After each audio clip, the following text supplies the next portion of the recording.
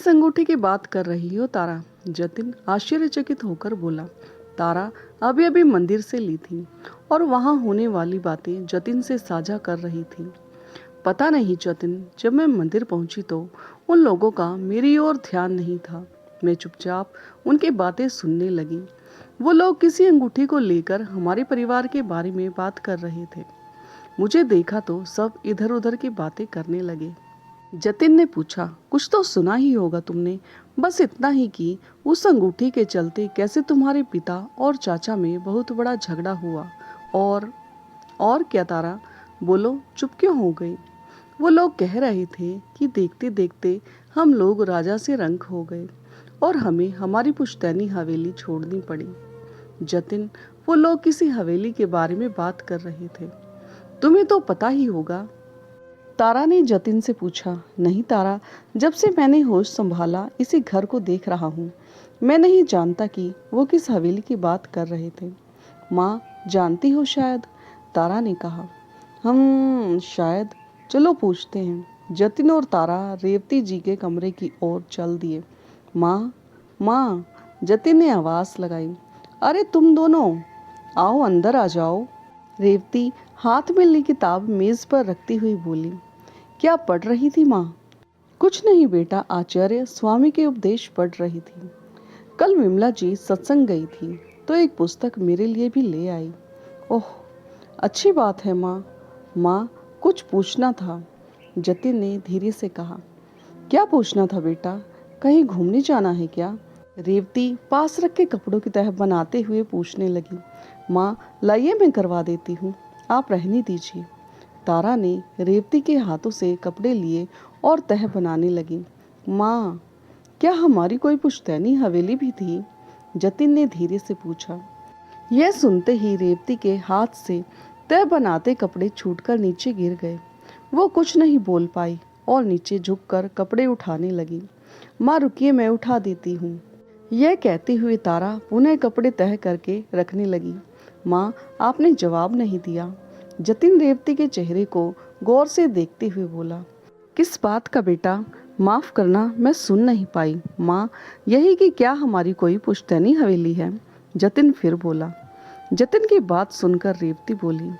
कैसी पागलों जैसी बातें कर रहे हो जतिन? अगर हवेली होती तो क्या हम यहाँ इस छोटे से घर में जिंदगी बिता रहे होते? माँ, तो यह गांव वाले क्या बात कर रहे थे कि एक अंगूठी की वजह से हमारी खुशियाँ छिन गई और हम गरीब हो गए। रेवती जी आश्चर्यचकित होकर पूछने लगी। किसने कहा और कौन सी हवेली? एक बात बता, किस बात की कमी रही जिंदगी में तुम्हें? खुशहाल जीवन, छोटा परिवार, प्यारी सी बहू तारा, तो फिर जरा बता कौन सी खुशियाँ छीनी है हमारी? तारा बेटा, गांव वाले किसी और की बातें कर रहे होंगे, तुम्हें ही समझने में भूल हो गई होगी। बेटा जरा चाय बना दो, आज सिर में दर्द हो रहा है। रेवती इतना कहकर बाहर चबूतरे पर रखी आराम कुर्सी पर बैठ गई। कहा था ना मैंने, हमारी कोई भी हवेली नहीं है। मेरा बचपन यही इसी घर में बीता है। बेकार में ही माँ को परेशान कर दिया तुमने। नहीं जतिन, कुछ तो सच्चाई है इन बातों में। आप मानो या ना मानो, पर माँ की बेचैनी बता रही है कि कोई सच है जो आज तक हमसे छुपाया गया है, जो बाहर आने लगा है। मुझे सुनने में कोई गलतफहमी नहीं हुई है। वो हमारी बातें कर रहे थे। तारा अपनी बात पर अड़ी थी। ठीक है, अगर तुम नहीं मानती तो माना, अगर कुछ भी है तो कोई तो वजह होगी जो माँ यह सच हमसे छुपा रही होगी। तारा, हम अपने जीवन में बहुत खुश हैं, तो फिर भूतकाल की बातें जानकर क्या फायदा? पर जतिन, अगर कोई सच्चाई है तो वो हमें भी पता होनी चाहिए ना। तारा फिर से प्रश्न करते हुए जतिन से बोली। ठीक है, मैं पता लगाने की कोशिश करूँगा।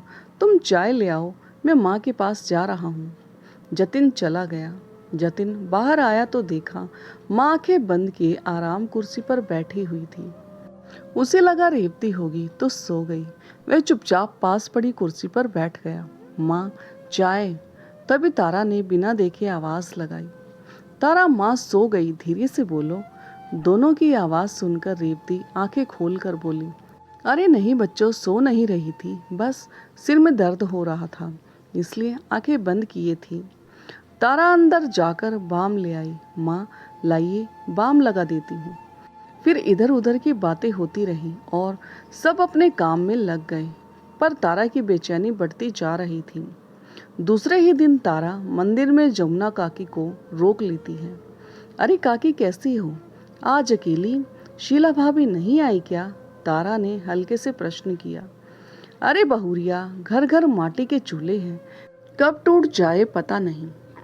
आज उसके घर में भी बहुओं में झगड़ा हो गया, तो बस वही सुलझा रही है बेचारी।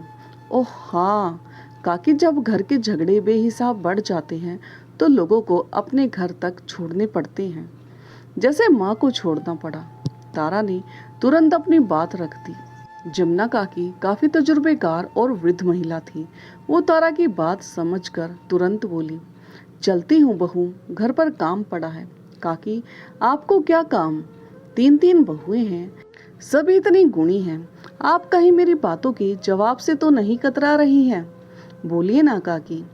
जमुना तारा के सवाल पर निरुत्तर हो गई। काकी, मैं माँ से कुछ नहीं बताऊंगी, मेरा वादा है आपसे।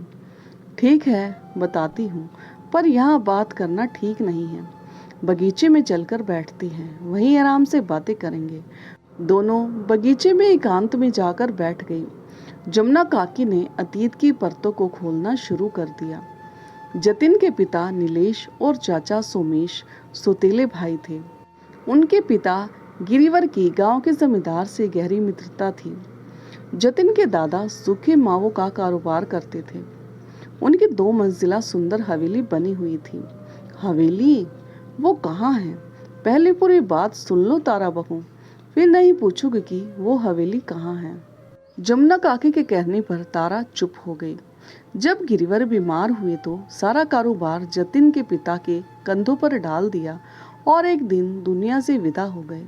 यह बात सोमेश और उसकी माँ शांति देवी को हजम नहीं हुई। बस वहीं से उन्होंने षड्यंत्र रचने शुरू कर दिए। नीलेश और रेवती दोनों ही बड़े सीधे साधे इंसान थे। दोनों षड्यंत्रों से अनजान अपना कर्तव्य कर रहे थे। जब जतिन का जन्म हुआ तो सुमेश खुशी दिखाता हुआ उनके लिए ढेर सारे खिलौने लेकर आया। साथ ही रेवती के लिए हीरे की अंगूठी भी लाया था। भाभी, यह लीजिए मेरी तरफ से एक छोटा सा तोहफा। देवर जी, इसकी क्या आवश्यकता थी? आपने तो बेकार में ही। सब कुछ तो है मेरे पास। भाभी, यह बेशकीमती हीरा है। सुमेश कुटिल मुस्कान के साथ बोला। इस हीरे की कीमत करोड़ों में है। क्या? इतना महंगा हीरा तुम कहाँ से लाए? नहीं नहीं, मैं यह नहीं ले सकती। तुम्हारे भैया इस फिजूल खर्च के लिए मुझसे नाराज हो जाएंगे। रेवती बोली। आपको मेरी कसम लगे भाभी, इसमें भैया का एक पैसा भी नहीं लगा है।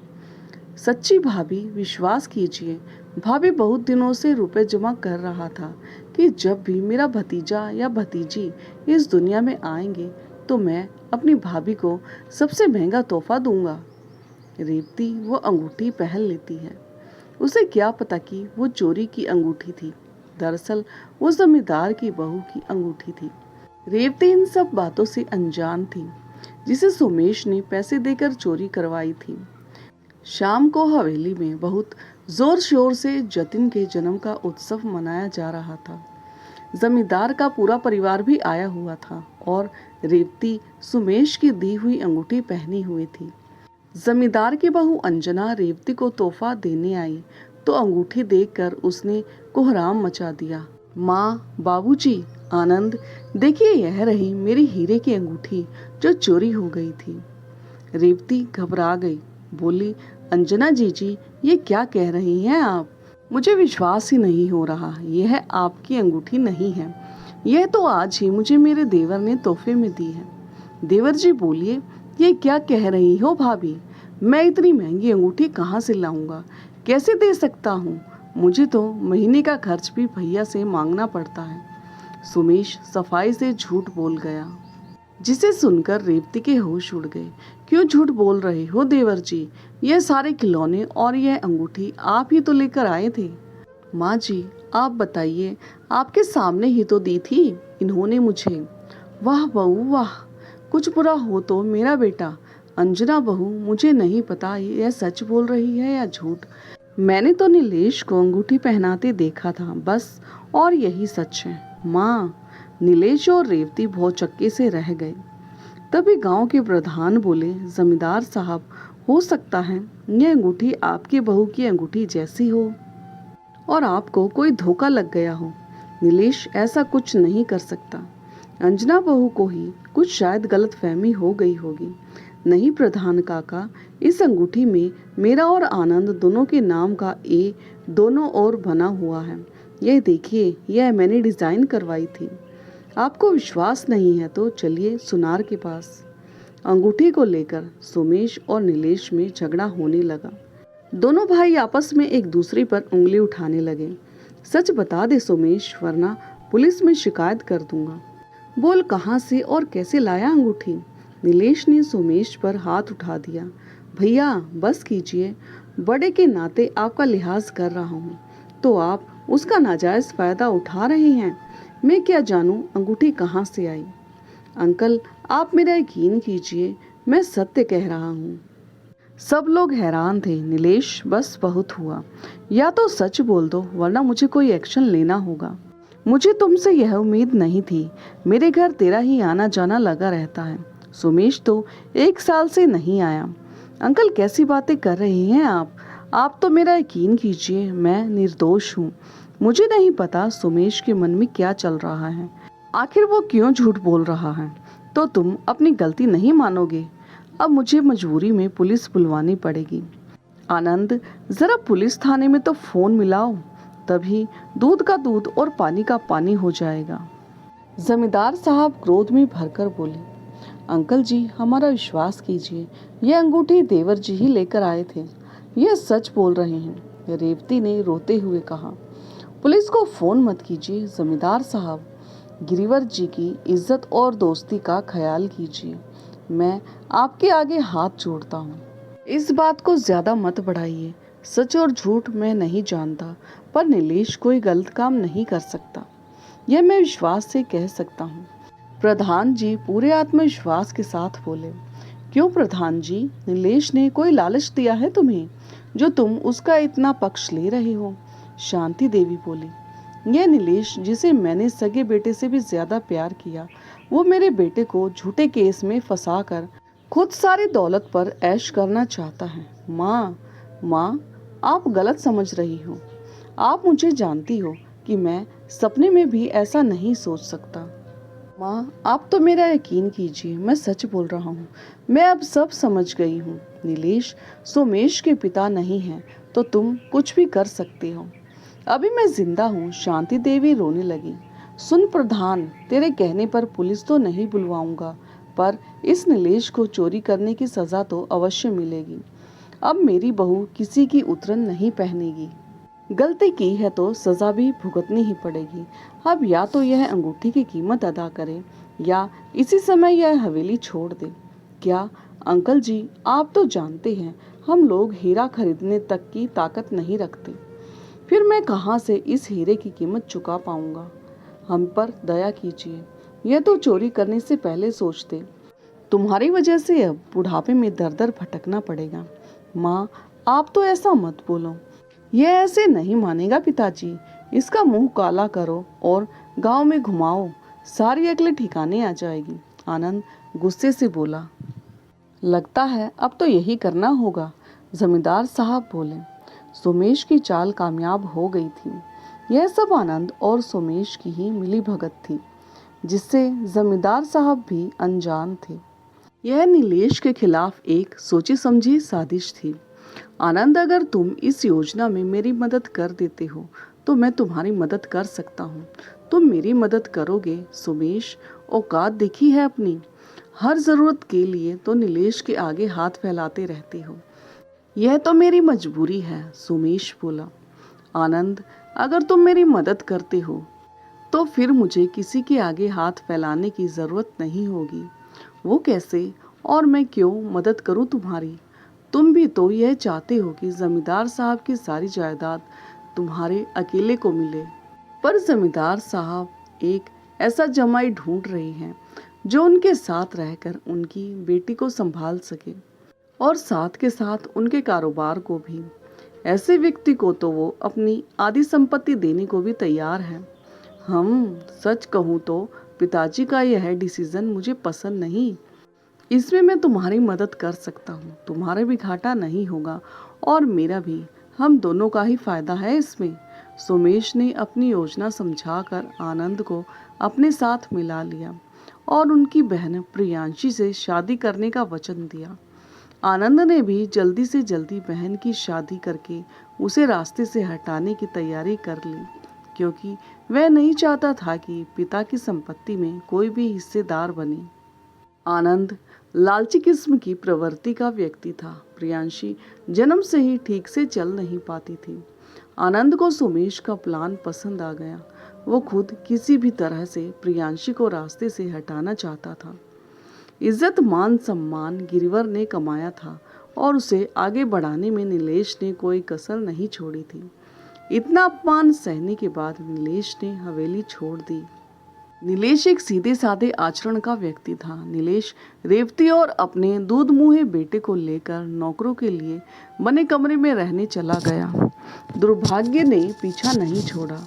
इतने बड़े धोखे से उन्हें जो सदमा लगा वो सह नहीं पाया और एक दिन रेवती और जतिन को अनाथ करके चला गया।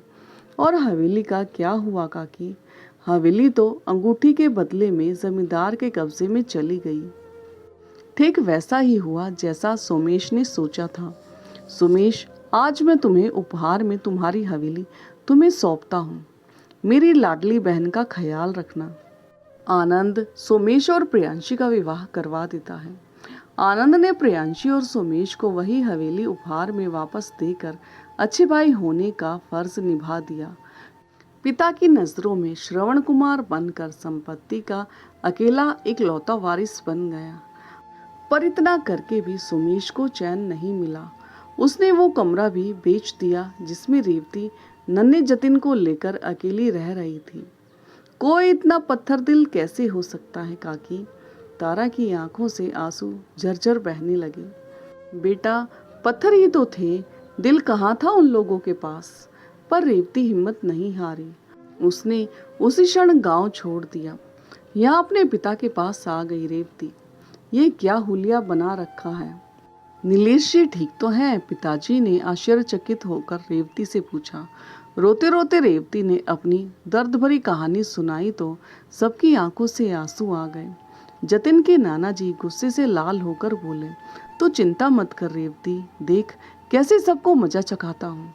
नहीं पिताजी, बात लड़ाई झगड़े और खून खराबे तक ना पहुँचे, इसलिए उन्होंने आप लोगों को खबर होने ही नहीं दी, न मैंने। पर जो हुआ सो हुआ। अब सिर छुपाने के लिए जगह नहीं मिली तो आपके पास आई हूँ। मुझे शांति चाहिए पिताजी, ताकि मैं अपने बच्चे का भविष्य संवार सकूं। पर बेटा, उन्हें सबक तो सिखाना होगा। नहीं पिताजी, जब नीलेश ही नहीं रहे तो मेरा उस घर से, उस गांव से कोई रिश्ता नहीं रहा और ना ही मैं कोई न्याय चाहती हूँ। आज के बाद इस विषय में कोई बात नहीं होगी। मैं नहीं चाहती कि मेरे कारण इस घर की भी शांति भंग हो जाए, समझिए ना पिताजी। उसके बाद रेवती के पिता ने स्कूल में उसकी नौकरी लगवा दी। दिन गुजरने लगे। अपनी मेहनत के दम पर रेवती ने जतिन को डॉक्टर बना दिया। एक बात बताइए काकी, सुमेश चाचा ने साजिश रची थी, इसका पता कैसे चला? नीलेश के लिए रचे षड्यंत्र का सच तो गांव में सब समझ ही रहे थे कि यह शांति देवी और सुमेश की ही कोई करतूत है। कुछ महीनों बाद सुमेश और आनंद के बीच हुए झगड़े से यह बात साबित भी हो गई। आखिर सच कब तक अंधेरे में रहता? उन लोगों में किस बात का झगड़ा हुआ काकी? बेटा, जब आदमी गलत रास्ते पर चलने लगता है, उसके मन में सिर्फ खुरापातों के अलावा और कुछ नहीं चलता, और कुछ नहीं। सोमेश ने हवेली बेच दी। शांति देवी और प्रियांशी को लेकर जमींदार की हवेली में मुफ्त की रोटियां तोड़ने के लिए घर जमाई बन गया। बस इसी बात पर आनंद और सोमेश के बीच जोरदार कहासुनी हो गई। आनंद ने चिल्ला चिल्लाकर सोमेश के काले कारनामों को खोल कर रख दिया। दोनों झगड़ते हुए गुस्से में आकर एक दूसरे की पोल खोलने लगे। दोनों में खूब हाथापाई भी हुई। सोमेश ने आनंद पर गोली चला दी तो जमींदार साहब को जा लगी और उनकी मौत हो गई। प्रियांशी का क्या हुआ और ज्यादा कुछ नहीं पता बहू, बस उस कांड के बाद सोमेश को जेल हो गई थी। अब तो इस बात को काकी समय बीत गया। सोमेश जेल में है या छूट गया कुछ पता नहीं, न ही शांति देवी और प्रियांशी की कोई खबर। 2 दिन पहले सरपंच जी किसी शादी में शामिल होने गए थे, इसलिए अचानक यह बातें होने लगी और तुमने सुन ली। वैसे भी क्या करना है जानकर। सुनो बहू, गड़े मुर्दे उखाड़ोगी तो बदबू ही आएगी। यह बातें याद दिलाकर क्यों रेवती के जख्म हरे करना। ठीक कहा काकी। ओह, कितना दर्द अकेले सहा है माँ ने, पर माँ ने यह बात जतिन से क्यों छुपाई। इसमें छुपाने जैसा कुछ भी नहीं था। काकी, यह बात मुझे समझ नहीं आई। अरे बेटा, तुम समझी नहीं, बात बिल्कुल साफ है। अगर यह बात बचपन में ही जतिन को पता चल जाती तो जतिन कभी भी डॉक्टर नहीं बन पाता। उसके मन में चाचा से बदला लेने की भावना पनपती रहती। रेवती जतिन के उज्जवल भविष्य के लिए अपने दर्द को पी गई। अब तुम बताओ, क्या यह बात जानकर जतिन कभी आगे बढ़ पाता। उसके मन में हिंसा घर नहीं कर जाती। जमुना काकी ने प्रश्न किया तो तारा बाहू ने बड़ी ही सहजता से उत्तर देते हुए कहा, जरूर कर जाती काकी। जतिन क्या कोई भी बेटा होता तो वह अपने माता पिता को तकलीफ देने वाली वजह को जड़ से उखाड़ फेंकने की कोशिश करता। बस यही सोचकर रेवती ने जतिन को कभी कुछ भी नहीं बताया। रेवती इस गांव की बेटी थी तो गांव वालों ने भी सच जाहिर नहीं होने दिया। तारा बेटा, तुमने भी सुना होगा कि सच पर चाहे जितने भी पर्दे डाल लो वो कभी ना कभी बाहर आ ही जाता है। जैसे कि कल गलती से तुमने हमारी बातें मंदिर में सुन ली। हम काकी, पर अच्छा हुआ ना मुझे सच पता चल गया। अब कम से कम इस बारे में माँ से तो कभी कोई सवाल नहीं करूँगी, पर जतिन को यह सच बताना पड़ेगा काकी। कभी कभी बात बाहर से गलत तरीके से पता चली बात इंसान के सोचने समझने की शक्ति को प्रभावित कर देती है, और मैं नहीं चाहती कि फिर कोई तूफान आकर हमारी जिंदगी की खुशियों को उखाड़ फेंके। जमुना काकी ने हामी में सर हिला दिया। तुम्हारी बात सही है बेटा, चलती हूँ। जमुना काकी वहां से चली गई। तारा भी घर लौट आई। रेवती तारा के देर से आने के कारण बेचैन हो रही थी कि पता नहीं तारा कहीं सच तो नहीं तलाश रही। तारा के आते ही रेवती ने तारा से प्रश्न किया, कहाँ रह गई थी बहू, मैं कब से तुम्हारी राह देख रही थी। कहीं नहीं माँ, कुछ काली परछाइयाँ हमारा पीछा कर रही थी, बस उन्हें ही अपने से दूर झटकने लगी थी। तारा की बात सुनकर रेवती चौंक गई। मतलब कुछ नहीं माँ, अब सब ठीक है। कल कुछ गलतफहमी हो गई थी तो अब वो दूर हो गई है माँ, कहते हुए मुस्कुरा दी तारा। यह सुनकर रेवती के चेहरे पर सुकून दिखाई देने लगा। वह सोचने लगी, अच्छा ही हुआ जो तारा कल की बात से बाहर आ गई। रात को तारा ने जतिन को अतीत से परिचय करवाया तो वो सन्न रह गया। क्या मेरे माता पिता के साथ इतना बड़ा दुर्व्यवहार। मुझे इस बारे में अभी तक कुछ पता क्यों नहीं है। मैं अपनी माँ को दुख में नहीं देखना चाहता। मैं उन्हें दुख देने वालों को नहीं छोड़ूंगा तारा। तुम देखना कैसा सबक सिखाता हूँ। मैं माँ से बात करता हूँ। जतिन, 1 मिनट रुको, यहाँ बैठो, अभी मेरी बात खत्म नहीं हुई। जतिन चुपचाप बैठ गया। जतिन, यह बात सुनकर अभी अभी तुम्हारा रिएक्शन कैसा था। तुम जरा सोचो, तुम्हारे अंदर बदले की भावना पनपने लगी थी ना। इतनी बड़ी बात सुनकर तो कोई भी आप से बाहर हो जाएगा तारा। यही तो माँ नहीं चाहती थी। माँ तुम्हें पापा जैसा नेक इंसान बनाना चाहती थी और उनकी तपस्या पूरी भी हो गई। आज उनका बेटा इतना बड़ा डॉक्टर बनकर गरीबों की सेवा कर रहा है। क्या अब भी तुम माँ की तपस्या भंग करना चाहते हो। जरा सोचो तो, यह बात मैंने तुम्हें इसलिए बताई ताकि कल बाहर से पता चले तो तुम बदले की आग में न जलने लगो और सोच समझकर निर्णय लो। तुम्हारी बात समझ गया तारा। जब माँ अपने अतीत को याद नहीं करना चाहती तो हम क्यों उन्हें वो सब याद दिलाकर उनके जख्म हरे करें। थैंक यू तारा, तुमने बड़ी ही होशियारी से मेरा अतीत से परिचय करवा दिया। जतिन बड़े ही शांत स्वर में बोला। थैंक यू तो हमें भगवान का करना चाहिए जतिन, उन्होंने हमारी माँ को दर्द सहने की शक्ति दी। जतिन और तारा बात कर रहे थे।